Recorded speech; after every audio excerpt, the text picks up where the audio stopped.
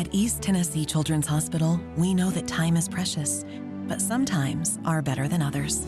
That's why we have 4 urgent care facilities with pediatric experts ready to get you back to better in no time.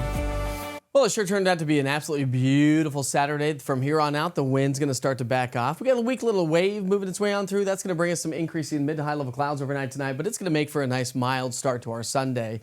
Sunday, there's a chance for maybe an afternoon shower or thunderstorm. Not expecting a lot of activity, so don't cancel any outdoor plans.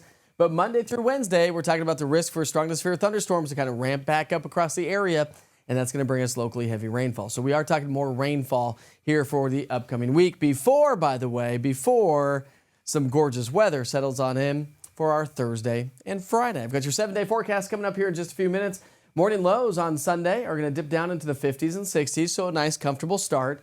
We'll be in the mid-70s by noon. Forecast highs back into low to mid-80s, so trending at or just slightly above average for our Sunday. And again, we'll call it a mix of sun and clouds, as highs will be right around the upper 70s to low 80s across the Tennessee-Kentucky border. The further south you live, the better chance you have for seeing temperatures back into the low 80s. Now, we are talking about some rain showers to ramp back up. Got a disturbance that's going to race its way out into the area, increasing our chances for some showers and thunderstorms and maybe some strong thunderstorms on Monday.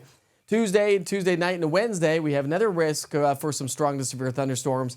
And then some much cooler and drier air settles on in Thursday, Friday, and Saturday. So your Sunday, Monday forecast, we are talking about a risk for a few isolated strong thunderstorms. That's going to stick with us on Monday and Tuesday. And then day number 4 from the the Storm Prediction Center has issued another risk level that we'll have to monitor closely as we get into our Tuesday and Wednesday timeframe. Just a general idea of how this all plays out. Frontal boundary is going to be lifted its way northward. There's one little wave. As we get into our Sunday, we've got, and Monday, got another wave along a warm front. The humidity is going to start to increase thanks to this warm front, and a cold front's going to be approaching the area. So as we get into our Tuesday night and Wednesday, there is the risk for those scattered showers and thunderstorms, at which point could become strong or severe. The rain's going to pile up again here this week as well, where we're talking about the possibility, generally speaking, about an inch of rainfall through much of next week. Here's the other side of the story. I said it was going to be comfortable. Dew points climb. It's going to be awfully humid Monday and Tuesday, kind of what we experienced here over the last couple of days.